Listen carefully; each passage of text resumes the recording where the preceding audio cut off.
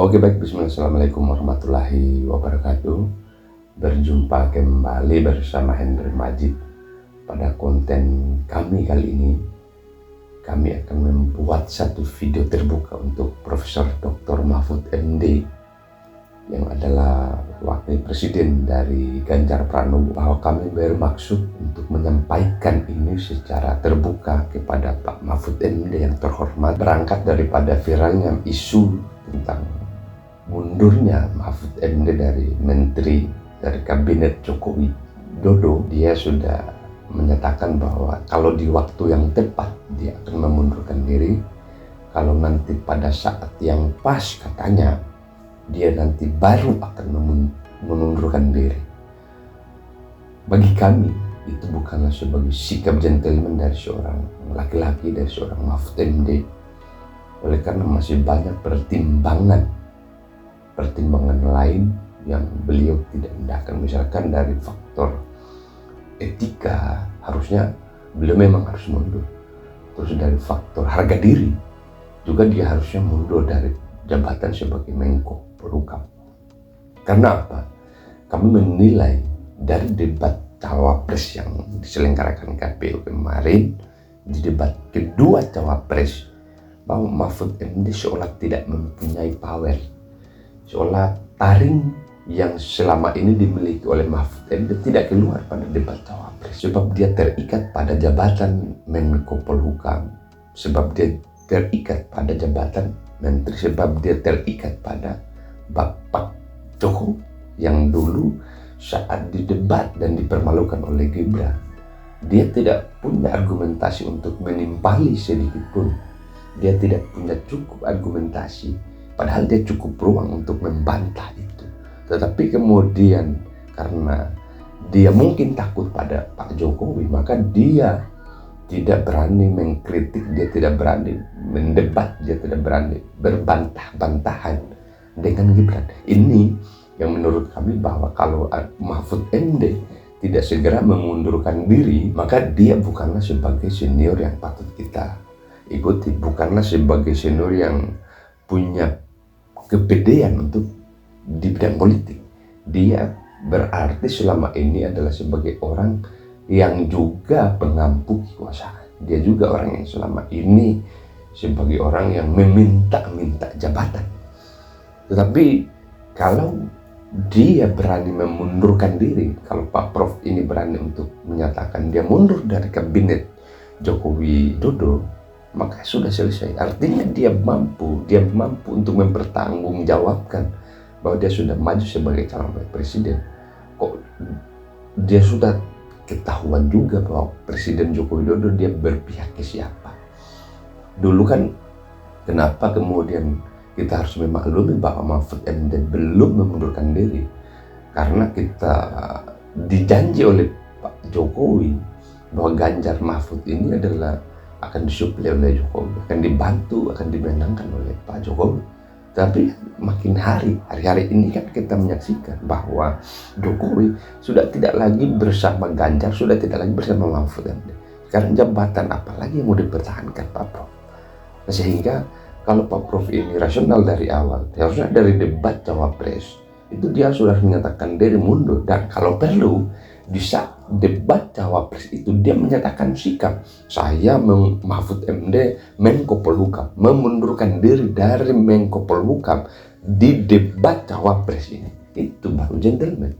Tapi ini tidak. Mahfud MD seolah-olah ingin bertahan pada ketidakpastian yang mengikat dia, justru mengikat dia untuk tidak terlalu berkompromi dengan yang lain, mengikat dia untuk tidak kritis, mengikat dia untuk tidak mengeluarkan data-data, mengikat dia untuk tidak kritik pada Jokowi.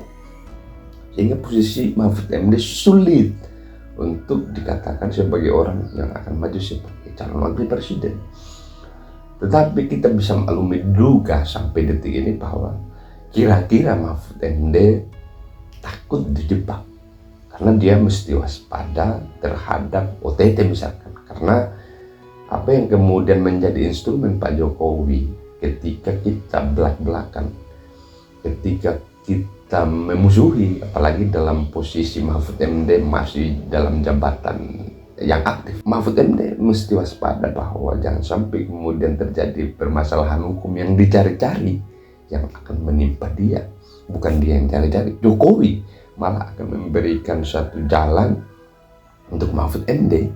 Ya, padahal tidak bisa berkutik, sehingga nanti ke depan akan diberlakukan OTT misalkan pada Mahfud MD. Tapi kita tidak berdoa demikian. Dalam kapasitas Mahfud MD sebagai profesor, harusnya kita meletakkan kepercayaan sebenarnya pada Prof ini. Oleh karena dia mampu, harusnya dia yang harus mengawal dari seluruh capres dan cawapres yang 6 orang itu. Harusnya Mahfud MD yang punya tanggung jawab besar untuk mengawal politik cerdas. Dia yang punya bidang itu sebenarnya, bahwa dia harus dengan sadar bertanggung jawab bahwa untuk menjamin bangsa Indonesia politiknya cerdas tahun 2024 ini, dia yang harus berkompromi dengan dirinya sendiri. Tentu ada pejabat atas yang akan membidangi ini, tetapi kesadaran itu justru harus lahir dari kesadaran Mahfud MD. Oleh karena dia yang paling senior bersama, kedua dia profesor, ketiga dia ahli di situ. Maka sebenarnya kalau seluruh komponen instrumen yang dimainkan oleh Mahfud MD ini disadari, harusnya dia yang selalu mengkampanyekan politik cerdas.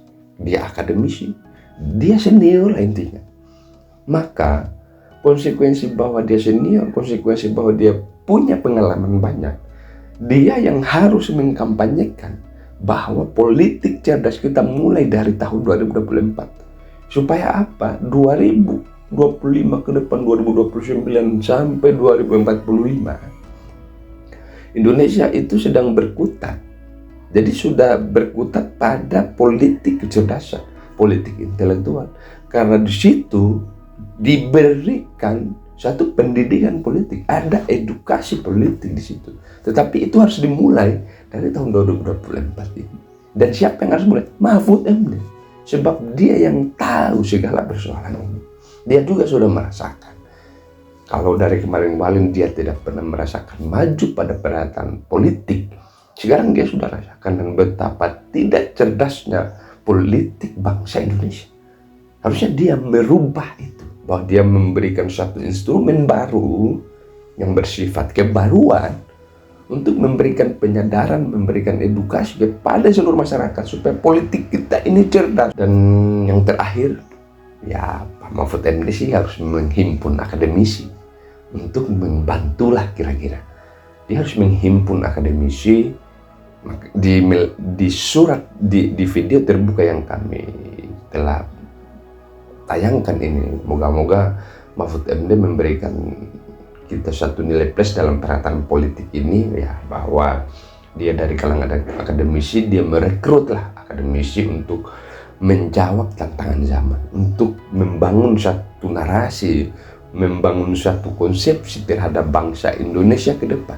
Dan itu harus dimulai memang pure dari akademisi.